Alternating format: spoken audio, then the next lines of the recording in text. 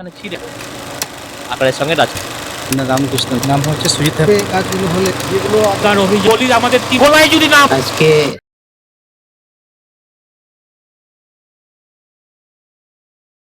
6টি কমিশন গঠনের দাবি নিয়ে রাষ্ট্রীয় বিকাশ কেন্দ্র যে অভিযান শুরু করেছে, জন অভিযান শুরু করেছে, আজ তা গাজলে এসে পৌঁছেছে। এখানে দেখতে পাচ্ছেন গাজলের এই যে মাঠ, সেই মাঠে বহু মানুষ জমায়েত হয়েছেন। তা দীর্ঘক্ষণ ধরে আমাদের কথা শুনলেন এবং তাদের মধ্যে থেকে জেনে নেব তাদের মনে কোনো প্রশ্ন রয়েছে কিনা এবং তারা আমাদের সঙ্গে যুক্ত হতে চান কিনা। আসুন তাদের সঙ্গে কথা বলবো সরাসরি। আপনি এখানে ছিলেন, তো মোটামুটি আজকের সভা থেকে কি সমস্ত বিষয়টা বুঝতে পেরেছেন? হ্যাঁ, আজকের এই সভাতে আমি বেশ কিছুটা বিষয় বুঝতে পেরেছি এবং তাতে খুবই ইন্টারেস্টেড, আগ্রহী। আমি এটাতে যুক্ত হতে চাই।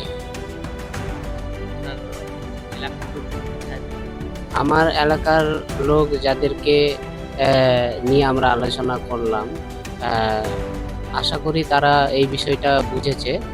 তবে ওদের থেকে মানে মতটা নিলে আরো ভালো হয়। ওরা অনেকটাই বুঝেছে, এটা আমার মনে হচ্ছে। Thank you. কথা বললাম আমরা এক দাদার সঙ্গে, উনি আমাদের এই কর্মসূচির সঙ্গে যুক্ত হতে চাইছেন। আরো অনেকে রয়েছেন, দেখতে পাচ্ছেন জাতীয় পতাকা হাতে। আমরা তাদের সঙ্গেও কথা বলবো। নমস্কার দাদা, আপনার নামটা? আমার নাম রাজেশ হাঁসদা। আপনি তো আজকে কর্মসূচি সবকিছু শুনলেন, আপনার কি মনে হয় যে এই যে কমিশন গঠনের দাবি কি যুক্তিযুক্ত যে অভিযান? হ্যাঁ, অবশ্যই, কারণ আমরা যেটা আমাদেরকে শোনালেন, বলে শোনালেন, যেগুলো যা শুনলাম সেগুলো তো সব ভালোই লাগলো শুনে। কিন্তু আমাদের হচ্ছে যে সংগঠনের কথা যেটা উঠে আসছে, আমরা কিভাবে কাজ করব, আমাদের এই বিষয় নিয়ে কিছু আমাদের আলোচনা আছে। হ্যাঁ, সংগঠনের বিষয়। আপনি কি আন্দোলন বা এই যে কর্মসূচি হ্যাঁ, অভিযানটা আন্দোলন অভিযান যে শুরু হয়েছে, যেটা যুক্ত হতে চান? হ্যাঁ, আমরা তো যুক্ত হতেই চাই, কারণ আগে তো শোনা ছিল না, আজকে শুনে আমাদের তো খুব ভালো লাগলো। যাই হোক, এইটুকুই আমার কথা। আপনার নাম? রাজেশ হাঁসদা। আমি কথা বললাম আর এক দাদার সঙ্গে, উনিও আমাদের এই কর্মসূচির কথা শুনেছেন এবং কর্মসূচি শোনার পরে তিনিও খুব উৎসাহিত বোধ করেছেন এবং আগামী দিনে সকলের সঙ্গে কথা বলবেন বলে জানিয়েছেন। এবং তিনি এই পাশাপাশি আশেপাশে যে লোকজন তাদেরকেও এই সমস্ত কিছু জানাবেন, এই কথাও জানিয়েছেন। এবং তিনি সাংগঠনিকভাবেও শুধুমাত্র আমাদের সঙ্গে যুক্ত হওয়া নয়, আগামী দিনে সেখানে এলাকার লোকজনকে নিয়ে সাংগঠনিকভাবেও যুক্ত হওয়ার কথা তিনি জানালেন। এখানে আরো অনেকে রয়েছেন, কথা বলবো আমরা। অন্য আরেক দাদা রয়েছেন, ওনার সঙ্গে কথা বলবো তিনি কি বুঝবে এই ব্যাপারে। এই যে এখানে কমিশন গঠনের কথা বলা হয়েছে, 6টা কমিশনের কথা বলা হয়েছে, শিক্ষা কমিশন, স্বাস্থ্য কমিশন, রিসার্চ ডেভেলপমেন্ট কমিশন। এইসব কমিশন গঠনগুলো নিযুক্তিগত, আপনি কি মনে করেন এই কমিশনগুলো গঠনের প্রয়োজন রয়েছে? যেতে পারবে না, নিজের কষ্ট করতে সবাই এটাকে যেতে পারবে। ঠিক আছে, যদি একটা সংগঠন যদি হয়, সংগঠন থেকে সব কিছু সম্ভব। ঠিক আছে, আমি এইটুকুই বলবো। আপনি কি এই অভিযানের সঙ্গে যুক্ত হতে ইচ্ছুক? অবশ্যই। আপনি আশেপাশে যে লোকজন আছে তাদেরকে যে সংগঠিত করতে করে একটা যে অভিযান কর্মসূচিটা নিয়েছে, এই কর্মসূচিতে সক্রিয়ভাবে অংশগ্রহণ করতে আগামী দিনে থাকবেন? আগামী দিনে আপনাকে পাওয়া যাবে? হয়। নাম? আমার নাম বার্তা। ধন্যবাদ দাদা। আমরা আরেক দাদার সঙ্গে কথা বললাম এবং উনি খুব উৎসাহ প্রকাশ করলেন এবং জানালেন আমাদেরকে যে তিনি নিজে সব বুঝেছেন এবং অধিকার আদায় করতে যে সুবাদ পাওয়া যায় না, এবং কমিশন যে গঠনের কথা বলা হয়েছে সেই কমিশন গঠনের যৌক্তিকতা তিনি স্বীকার করে নিলেন। এবং তিনি বললেন যে আগামী দিনে নিজে যুক্ত হবেন না, পাশাপাশি আরও আশপাশের মানুষজনকে সচেতন করবেন এবং সকলকে নিয়ে একটা যে বিশাল আন্দোলন গড়ে তোলা যায়, একটা অভিযান যে শুরু হয়েছে সেই অভিযানকে যেন সারা ভারতবর্ষব্যাপী জড়িয়ে দেওয়া যায়, সেই রকম একটা কর্মসূচির দিকে আমরা যেন এগিয়ে যেতে পারি, সেই উদ্যোগে তিনি সহায়তা করবেন। আরও রয়েছেন, দেখছেন আপনার জাতীয় পতাকা নিয়ে তারাও যথেষ্ট উৎসাহিত এবং দেশের প্রতি তাদের যথেষ্ট ভালোবাসা রয়েছেন। দেশকে ভালোবাসেন বলে আজকে জাতীয় পতাকা হাতে নিয়ে এই সন্ধ্যা অন্ধকারের মধ্যেও, এই শীতের মধ্যেও খোলা মাঠে, খোলা আকাশের নিচে আজ তারা আমাদের দাঁড়িয়ে আমাদের কথা শুনছেন। তারা যে যথেষ্ট দেশের প্রতি তাদের যথেষ্ট ভালোবাসা রয়েছে, এই বিষয়ে কোনো সন্দেহ নেই। কথা বলে নেব আমরা তাদের সঙ্গে। আমাদের এই কমিশন যে অভিযান অভিযান শুরু করেছে সেই কমিশন ব্যাপারে এবং অভিযানের ব্যাপারে তারা কতটা আগ্রহী এই ব্যাপারে কথা বলবো তাদের সঙ্গে। তারা আপনার নামটা কি? নাম হচ্ছে সুজিত হেমব্রম। আমাদের যে 6টা কমিশন গঠনের কথা বলা হয়েছে শিক্ষা, স্বাস্থ্য, রিসার্চ অ্যান্ড ডেভেলপমেন্ট, এই কমিশনগুলো কি আপনি মনে করেন যে প্রয়োজন রয়েছে? তো অবশ্যই দরকার আমাদের, কারণ হচ্ছে আমাদের সব লোক প্রোভাইড করে পাচ্ছে কোনোভাবে, মানে সঠিক জায়গায় যেতে পারছে না, সঠিক কিছু পাচ্ছে না। তো যে দাদা বললো যে অবশ্যই একটা কমিশনের থাকা দরকার, কিন্তু মানে এটা আমাদের অধিকার, কোনো অধিকার অবশ্যই দরকার আছে। আর সবাই এটুকু বলবো, মানে সবাই আপনারা সবাই আসেন, একসঙ্গে জোট করে কাজটা করি। স্বাস্থ্যকেন্দ্রের উদ্যোগে যে জন অভিযান যাত্রা শুরু হয়েছে এবং আমার সঙ্গে তারা পরবর্তীকালে এসেছে এবং আমাদের যে ব্যানারটি করেছেন এবং করে যথেষ্ট উৎসাহিত বোধ করেছেন, তাদের মতামত এবং তাদের আমাদের সঙ্গে যুক্ত হতে আগ্রহী কিনা, এই অভিযানে অংশ নিতে ইচ্ছুক কিনা, এই বিষয়ে তাদের মতামত আমরা জানবো। আপনার নাম? আমার নাম রাজীব রায়। এমনিতে ভালো লাগলো খুবই করে আমাদের ব্যানারটা। হ্যাঁ, অবশ্যই অবশ্যই অবশ্যই। আমার নাম রামকৃষ্ণ বিশ্বাস। আমি এই অভিযান চাই যে এটা হোক, সবাই এই জিনিসটা যদি করে জনগণ যেন সরকারের কাছ থেকে সুযোগ সুবিধা আরও কিছু পায়, তার জন্য আমরা এই সঙ্গে জড়িত হই। হ্যাঁ, আমরা অংশগ্রহণ করবো।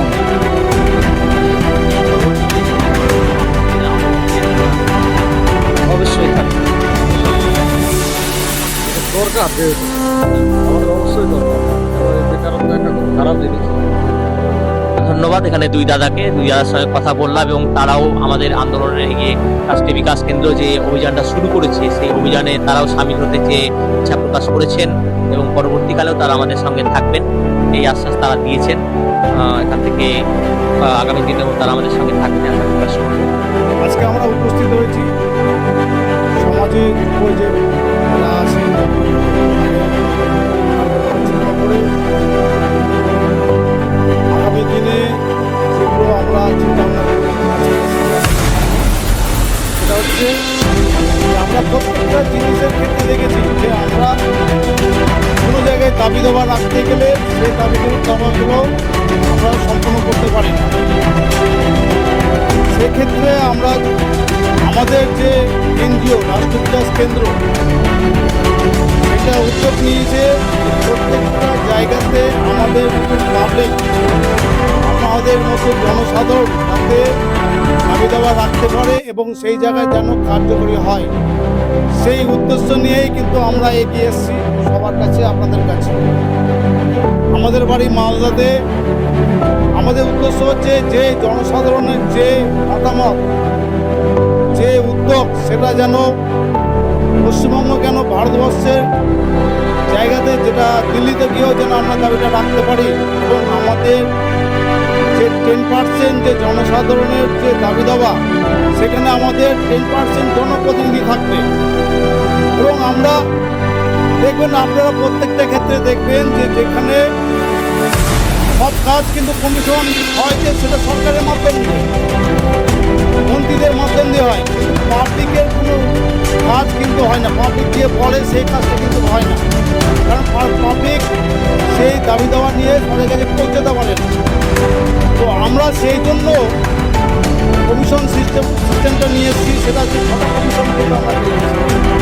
সেই 6টা কমিশন হলো স্বাস্থ্য কমিশন, শিক্ষা কমিশন, এরকমই 6টা কমিশন আমাদের আছে, সেটা স্যার করবে।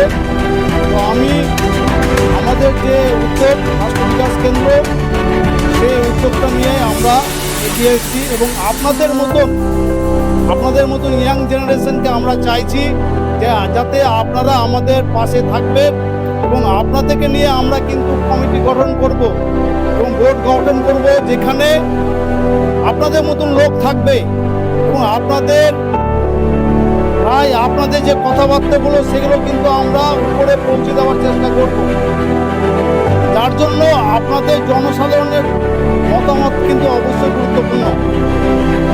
আজকে আমরা এসেছি এই জন্য, আমাদের দেশে কমিশন কিন্তু নেই, আমাদের কথা কিন্তু কেউ শোনে না। উপর মহলে যারা যারা যেটা ভাবে সেভাবে কাজ করে এগিয়ে আসে। তো আমরা চাইছি যে আপনাদের মতন পাবলিক আমাদের সঙ্গে থাকবে, আপনাদের তো জনসাধারণ আমাদের সঙ্গে থাকবে, তাহলে কি করবো তো আমি এই বিষয় নিয়ে আমি আমাদের স্যার যে আছে আমাদের বিকাশ কেন্দ্রের স্যার মুস্তাফিজুর রহমান মহাশয়, উনি আপনাদেরকে এই বিষয় নিয়ে যেগুলো কমিশন দিয়ে আমরা যাবো সম্পূর্ণভাবে আপনাদের আমি আর বিশেষ কিছু বললাম না, অন্ধকারও হয়ে গেল। স্যার একটু বলবেন। স্যার আপনি একটু বলুন। ধন্যবাদ সঞ্জয়দা। এখানে উপস্থিত প্রত্যেককে জানাই আন্তরিক অভিনন্দন যে আপনারা বিশেষ নিজের টাইমকে বার করে আমাদের এই মঞ্চে আপনারা এখানে উপস্থিত হয়েছেন এবং বিশেষ করে মাঝপাড়া এই যে এরিয়ার প্রত্যেক জনসাধারণদেরকে বলবো আপনারা যেভাবে সহযোগিতা করছেন আমাদের এই অভিযানকে, অধিকার অভিযান ও জন অধিকার অভিযান, বিশেষ করে এর অধিকারটা কী ব্যাপারে এই জিনিসটা আমাদের কিন্তু প্রথমে জানতে হবে। আমরা কিন্তু গণতন্ত্রে বাস করছি, লোকতান্ত্রিক প্রক্রিয়া আমরা কিন্তু আমাদের দেশ চলছে এবং আমাদের দেশে আমি একটু ভালো করে একটু জানিয়ে দিই তার আগে আমাদের বিভিন্ন জিনিস যেভাবে আমাদের শাসন প্রক্রিয়া চলে সেই ব্যাপারে একটু জানিয়ে দিই। আমাদের দেশ দুটো প্রক্রিয়ায় চলে, এটা রাজতন্ত্র, এটা হলো লোকতন্ত্র, কিন্তু আমরা আমাদের ভারতবর্ষ লোকতান্ত্রিক প্রক্রিয়ায় চলি। লোকতন্ত্র মানে কি? লোকের মাধ্যমে চলা।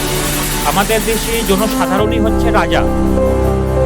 আমরা পাবলিক যদি নিজের ভয়েসকে যদি না বলি বা নিজের ভয়েসকে বা নিজের যে আশা প্রত্যাশা বা দেশকে কিভাবে এগিয়ে নিয়ে যাবে, আমরা যদি সেই জিনিসটাই যদি উৎসাহিত না হই এবং না বলি কোনো কিছু, তো আমরা কিন্তু দেশকে ডেভেলপমেন্টের দিকে আমরা এগিয়ে নিয়ে যেতে পারব। সব থেকে বড় ইম্পর্টেন্স আমাদের জনসাধারণ। আমরা জনসাধারণ, আপনি যদি দৃষ্টি আকর্ষণ করেন যতটা ডেভেলপড নেশন রয়েছে, যেখানে ডেমোক্রেসি রয়েছে, দেখবেন প্রত্যেকটা জনসাধারণ এগিয়ে আসে এবং নীতি আদর্শ বা যে কোনো কিছু ইমপ্লিমেন্টস করে তারা কিন্তু প্রত্যেকে পাবলিকদের আওয়াজের মাধ্যমে ইমপ্লিমেন্টস করে। সুতরাং সেইভাবে আমরা আজকে জনসাধারণদের সামনে এসেছি। আমাদের এই জন অধিকার অভিযান আমাদের মালদা থেকে শুরু করে গোটা ওয়েস্ট বেঙ্গল প্রত্যেকটা ডিস্ট্রিক্ট থেকে শুরু করে বিভিন্ন জায়গায় আমরা যাব এবং জনমত সংগ্রহ করা হবে, পাবলিকদেরকে অ্যাওয়ারনেস এবং পাবলিকদের সঙ্গে কমিউনিকেশন, এবং তার সঙ্গে সঙ্গে আমরা পুরো ভারতবর্ষে আমরা যাওয়া হবে। আমরা মুখ্যমন্ত্রীকে আমরা জ্ঞাপন দেওয়া হবে, তারপরে আমরা আমাদের প্রধানমন্ত্রীকে দেওয়া হবে এবং তার সঙ্গে সঙ্গে আমরা পিআইএল ফাইলও করা হবে আমাদের রাষ্ট্র বিকাশ কেন্দ্র থেকে। কেন? অনেক ইম্পর্টেন্স। আমরা প্রথমে জানতে হবে যে আমাদের দেশ একটা লোকতান্ত্রিক প্রক্রিয়া এবং প্রত্যেক জনসাধারণকে জানা উচিত আমাদের দেশের সিস্টেম আছে। আমাদের যে সিস্টেম যে স্বাভাবিক যে রয়েছে, আমাদের প্রায় 80 বছর হয়ে গেল স্বাধীনতার, তো আমাদের এই ব্যাপারে আমাদের কিন্তু প্রত্যেককে জানা উচিত যে সিস্টেম কিভাবে আমাদের রান। আমরা যদি লোকতান্ত্রিক প্রক্রিয়া আমি যদি বলি, আমাদের 3টা পিলার রয়েছে। আমরা একটা জনসাধারণ, আমরা একটা সব থেকে বড় স্তম্ভ। দ্বিতীয় নম্বর পিলার হচ্ছে আমাদের কনস্টিটিউশন এবং তার সঙ্গে সঙ্গে আমাদের কনস্টিটিউশনকে যে আধার যে দিয়েছে আমাদের সমস্ত কিছু, যে আমাদের জনসাধারণদের পাবলিক রিপ্রেজেন্টেটিভ, এবং তার সঙ্গে সঙ্গে ইন্ডিপেন্ডেন্ট সংস্থা অনেক ইম্পর্টেন্ট। আমাদেরকে জানা উচিত যে কমিশন নিয়ে যে আমরা আপনাদের সঙ্গে যে সামনে যে এসেছি, আমাদের এই কমিশনগুলো হচ্ছে কিন্তু ইন্ডিপেন্ডেন্ট সংস্থা, কিন্তু অনেক কমিশন কিন্তু আমাদের ভারতবর্ষে নেই। এই যে আমরা যে এমপ্লয়মেন্ট বা আমাদের জব কমিশনের কথা বলছি, আমরা জব কমিশনের কথা বলছি কেন? যে আমাদের দেশে কোথায় কি জব লাগা দরকার, মানে কোথায় কোন ডিস্ট্রিক্টে পার স্কোয়ার কিলোমিটারে কতটা থাকা দরকার, কত জনঘনত্বের উপরে আমাদের জব থাকা দরকার যে দেশকে ডেভেলপমেন্ট করে নিয়ে যাবে, সেটা কিন্তু পাবলিককে আপনি যদি জিজ্ঞাসা করেন, আমার মনে হয় 1% জনসাধারণও জানে না সেই সমস্ত ব্যাপারে। তো আমাদেরকে প্রত্যেককে এগিয়ে আসতে হবে এবং আমরা জানবো, জানার জন্য আমরা আরটিআই ফাইল করব, তবে আমরা কোনো সব কিছু জানা যায়। কিন্তু তাছাড়াও আমরা আরটিআই ফাইল করতে গিয়ে আপনি দেখতে পাচ্ছেন যে আমাদের প্রায় 80% জিনিস আমরা ইনফরমেশন পাওয়া যায় না। অলরেডি গ্রাউন্ডেড কি জিনিস রয়েছে সেই সমস্ত জিনিস। কিন্তু আমরা যদি কমিশন, যেগুলো এক্সিস্টিং কমিশন, মানে বর্তমানে কমিশন অনেকগুলো রয়েছে, শিক্ষা দপ্তরেও কমিশন রয়েছে বা বিভিন্ন যেগুলো কমিশন রয়েছে, কিন্তু আমাদেরকে অনেকগুলো কমিশন এখনো শিক্ষা দপ্তরে দরকার আছে, স্বাস্থ্য মানে আমাদের হেলথে কমিশন দরকার আছে, আমাদের জবে কমিশন দরকার আছে। আমি কমিশন জিনিসটা বলছি কেন, অনেকজন আমরা সার্ভে করেছি যে 90% লোক আমাদের সার্ভেতে ধরা পড়েছে যারা কমিশনের ব্যাপারে জানেই না। কমিশনটা অ্যাকচুয়ালি ইন্ডিপেন্ডেন্ট সংস্থা, মানে আমাদের দেশে কিভাবে ডেভেলপ বা কোথায় কি প্রবলেম হয় সেই ব্যাপারে আমরা কমিশন থেকে আমরা জানতে পারি। মানে আমাদের দেশে যে লোকতান্ত্রিক প্রক্রিয়ায় যে আমাদের যে সরকার যারা থাকে তারা কিন্তু নিজস্ব অনুযায়ী তারা কিন্তু কাজ করে, নিজস্ব অনুযায়ী কাজ করে, কিন্তু আমাদের দেশে আমাদের কমিশন থাকে, সরকাররাও অন্যভাবে তারা কিন্তু কাজ করে। এবং দুর্ভাগ্যবশত আমাদের দেশে 24/7 আমি কিন্তু 12 মাসে আমাদের দেশে ইলেকশন হয়। তো সুতরাং বিভিন্ন জায়গাতে বিভিন্ন রকম ভাবে প্রোগ্রেস আমাদের বাধিত হয়। সেই সূত্রে আমি আপনাদেরকে বলবো আমাদের কমিশন অনেক ইম্পর্টেন্ট। আমরা যদি দেশকে যদি ডেভেলপ করতে হয় তো ইন্ডিপেন্ডেন্ট সংস্থা অনেক ইম্পর্টেন্ট, এবং ইন্ডিপেন্ডেন্ট সংস্থায় কিন্তু পাবলিক রিপ্রেজেন্টেটিভ নাই। 10% এখানে আমাদের জন অধিকার অভিযানের মাধ্যমে আমরা কিন্তু পাবলিক রিপ্রেজেন্টেটিভ চাইছি প্রত্যেকটা কমিশন। আমরা পাবলিক মানে ওখানে তার মধ্যে হিন্দু কমিউনিটি থাকবে, তার মধ্যে মুসলিম কমিউনিটির থাকবে, তার মধ্যে শিখ কমিউনিটি থাকবে, আদিবাসী কমিউনিটির মধ্যে থাকবে, সমস্ত কমিউনিটির মধ্যে থাকবে, যাতে কি আমাদের দেশের মধ্যে সবাই সামঞ্জস্য হয়ে সেই অধিকারটা পায়। আমরা জানি ইলেকশন লড়তে গিয়ে প্রায় 10 কোটি 50 কোটি টাকার মতন লাগে, কিন্তু আমরা যদি কমিশনের মাধ্যমে যদি আমরা আসি, আমরা বাইনারি সিস্টেম, আমরা যদি লটারি প্রসেস, যদি বাইনারি সিস্টেম, আধার কার্ডের যে নাম্বার আছে আমরা তার উপরে যদি করা হয় তো ম্যাক্সিমাম আমাদের পাবলিক জনসাধারণ সেখানে কিন্তু চান্স পাবে টাকা খরচা না করে, এবং সে কিন্তু পাবলিককে অনেক কিছু জানানো যেতে পারে, যেটা আমরা কিছুই জানি না। তো আমি এখানে একটাই কথা বলবো, আমাদের এই জন অধিকার অভিযানের মাধ্যমে আমরা করতে যাচ্ছি সমাজে মানুষকে অ্যাওয়ারনেস করা, পাবলিক রিপ্রেজেন্টেটিভ জনসাধারণদের আমাদের কতটা ইম্পর্টেন্ট থাকা দরকার এই ব্যাপারে আমাদের কিন্তু অনেক ভাবে গুরুত্বপূর্ণভাবে আমাদেরকে জানা উচিত। আমরা যদি সেই সমস্ত জিনিস যদি না জানি আমরা কিন্তু দেশকে এগিয়ে নিয়ে যেতে পারবো না। পাবলিককে সজাগ হতে হবে, আমাদের বিশেষ করে ইয়াং জেনারেশনকে সজাগ হতে হবে। আমাদের যদি ইয়াং জেনারেশন যদি সজাগ না হয় আমরা কোনো মতে আমাদের দেশকে এগোতে পারবো। এই যে আমরা যদি বলি আদিবাসীদের জন্য যে সংরক্ষণ করা বা তাদের যে কোটা সংরক্ষণ, তার মাধ্যমে আন্দোলনের মাধ্যমে এসসি কমিউনিটির জন্য, এসটি কমিউনিটির জন্য, ওবিসির জন্য, কি আমরা যতক্ষণ না আন্দোলন করি, বা আন্দোলন মানেটা কি, আন্দোলন করা কি ফাইট করার না, লোকতান্ত্রিক প্রক্রিয়ায় এটা আপনার অধিকার রয়েছে।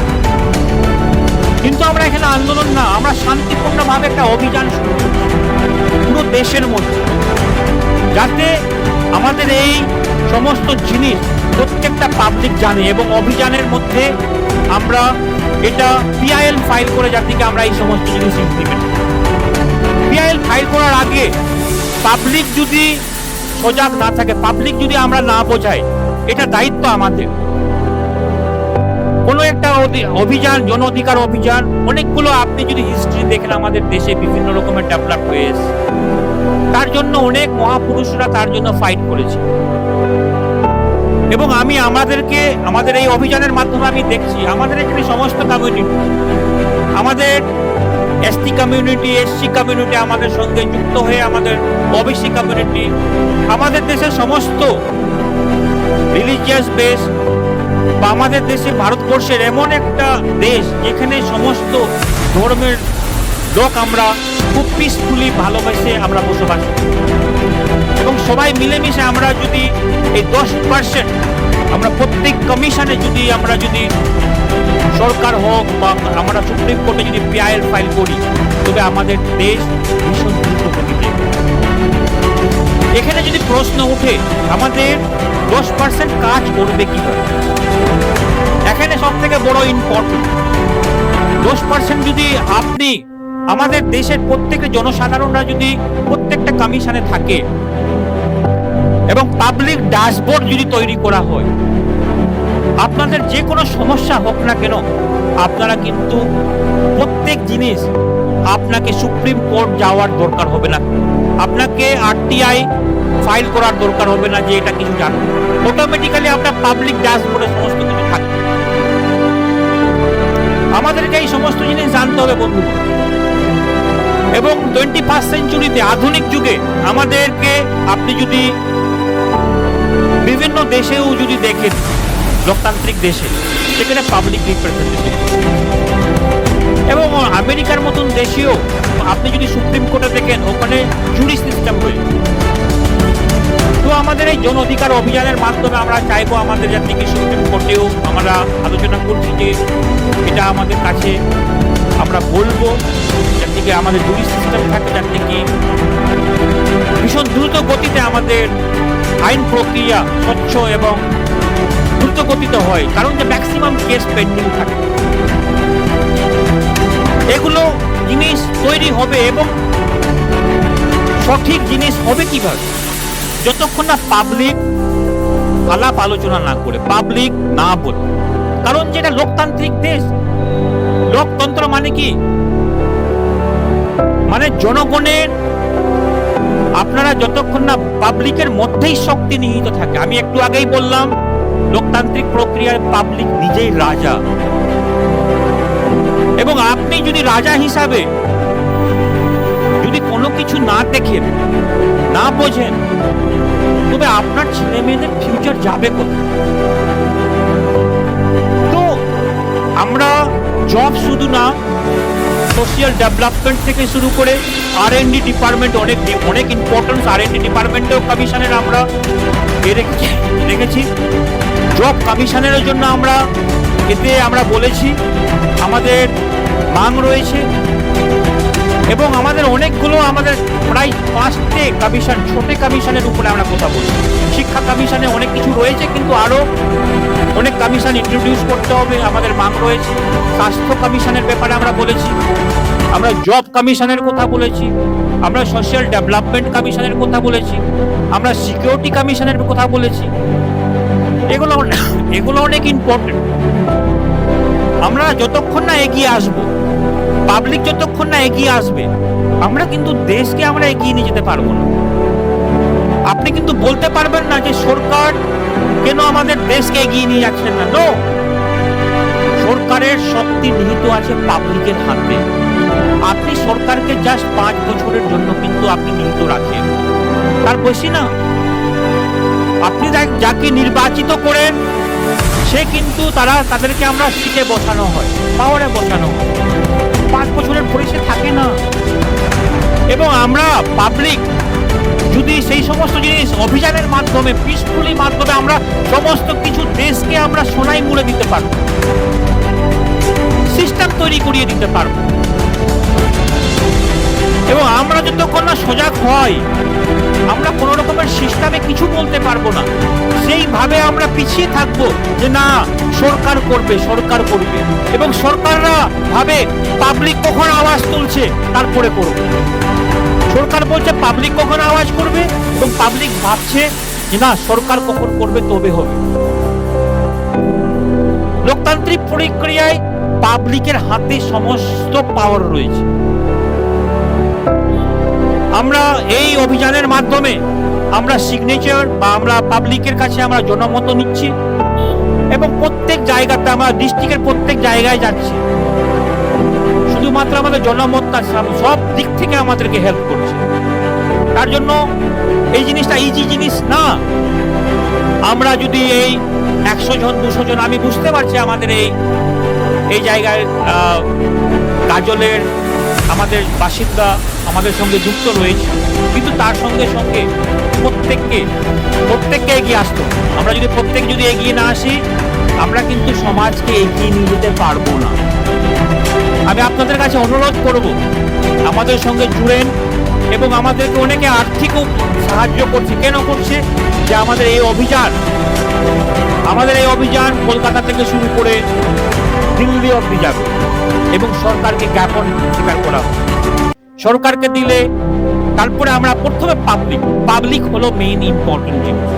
পাবলিকের কাছে না গিয়ে, পাবলিককে না বোঝায়, পাবলিক যদি এক সুরে এক গলায় যদি না বলে, ততক্ষণ কোনো কিছু ডেভেলপ করা সম্ভব। তো আমাদের সঙ্গে আমাদের এসটি কমিউনিটিরও প্রেসিডেন্ট রয়েছে আমাদের এই জন অধিকার অভিযানে। তো আমি আমাদের মিস্টার কিস্কুকে আমি এই ব্যাপারে কিছু বলার জন্য কিছু বলবো।